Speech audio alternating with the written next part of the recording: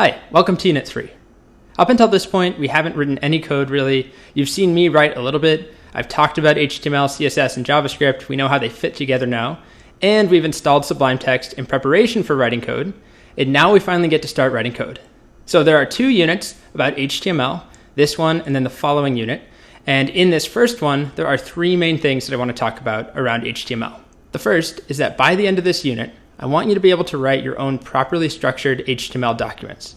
So there's a set of tags or some code that every HTML document must have. There's a set of rules we have to follow. So that's the first thing I want you to be able to do.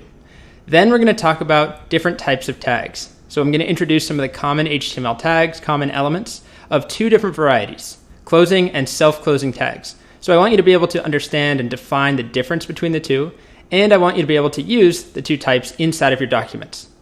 And then the last thing is that at the very end of this unit, I'm going to give you a small project. It's really more of an exercise than a project, but these will get more and more complicated, more exciting, definitely more styled towards the end of the class. But to start, it's going to be pretty simple. And the idea is that you can use this assignment to assess your progress. So I'm going to give you a photo of a website that I've made.